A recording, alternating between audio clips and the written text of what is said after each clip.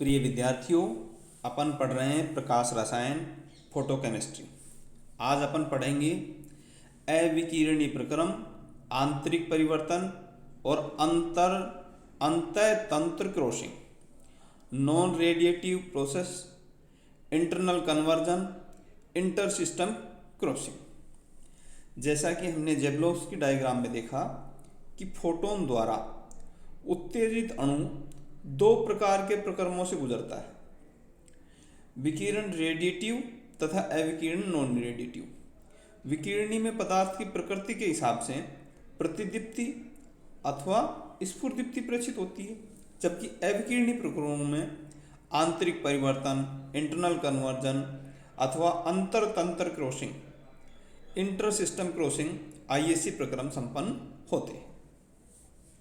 सामान्यतः समस्त अणु अपनी मूल या निम्नतम अवस्था ग्राउंड स्टेट में सम इलेक्ट्रॉन के साथ जो चक्रण युग्मित अवस्था में होते हैं, अतः इनकी चक्रण अवस्था 2s+1 एक एक या सिंगलेट होती है।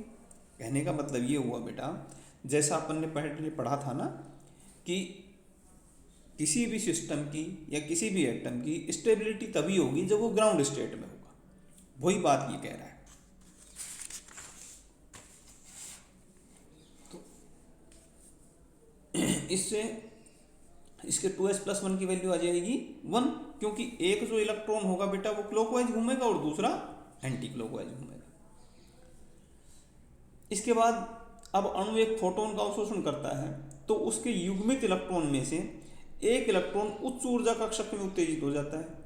अब अणु के दो अयुग्मित इलेक्ट्रॉन हो गए, क्योंकि एक तो उसी स्टेट में रह गया, एक फोटोन ग्रहण करके उत्तेजित अवस्था में एक्साइटेड स्टेट में चला गया, तो दोनों अलग अलग हो गए ना बेटा, इसलिए दो अयुग्मित इलेक्ट्रॉन हो गए, जिसका चक्रण समानांतर, त्रिक या ट्रिपलेट अवस्था अथवा विपरीत देखिए क्या सिंगलेट अवस्था हो सकता है। यानी जो एक्साइटेड होके गया है वो उसकी तरह क्लॉकवाइज भी घूम सकता है और उसके विपरीत एंटी क्लॉकवाइज भी घूम सकता है। जैसा कि आपको यहाँ डायग्राम में मैंने दिखाया है कि ऊर्जा दी है आपने, तो वो उत्तेजित अवस्था जो आपको दिखाई है वो तो एक एक अवस्था में तो एक क्लॉकवाइज है, दूसरा एंटी क्लॉकवाइज है, और त्रिक अवस्था में बेटा दोनों ही एक ही तरफ घूम रहे हैं, या तो दोनों क्लॉकवाइज घूमेंगे या दोनों ही एंटी क्लॉकवाइज घूमेंगे, जैसा इस डायग्राम में मैंने आपको दिखाया है। अणुओं की उत्तेजित अवस्थाएं एक से अधिक हो सकती हैं, तब उनसे प्रथम S1 या T1, द्वितीय S2 या T2, तृतीय S3 या T3 आदि कहकर हम उनका नाम देते हैं बेटा।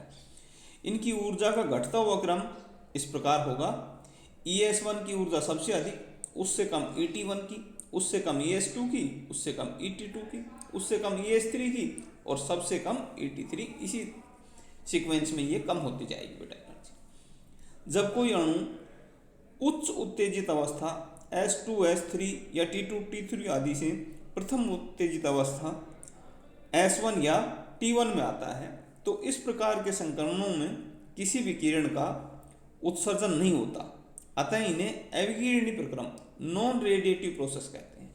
इन संक्रमणों में ऊष्मा के रूप में ऊर्जा मुक्त होती है। इन संक्रमणों में अणुओं की चक्रण अवस्था समान रहती है, अतः इन्हें आंतरिक परिवर्तन, इंटरनल कन्वर्जन IC कहते हैं।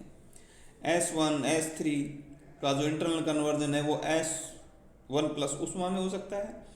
T2, T3 का internal conversion T1 plus heat के रूप में होता है।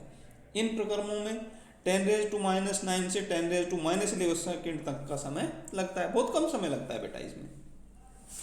जब अणु S1 से T1 अथवा T1 से S0 अवस्था में आता है, तो इन प्रक्रमों में भी विकिरणों का उत्सर्जन नहीं होता, अतः ऊर्जा का अंतर होने पर ऊष्मा के रूप में ऊर्जा मुक्त होती है।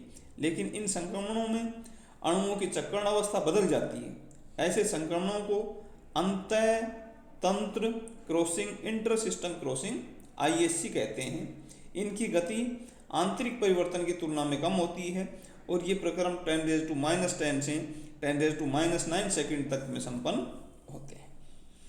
तो S1 जो सिंगलेट वाला है वो इंटर सिस्टम क्रॉसिंग से T1 में कन्वर्ट हो जाएगा और इंटर सिस्टम क्रॉसिंग सेकेंड से वो S0 प्लस ऊष्मा अपने को देगा।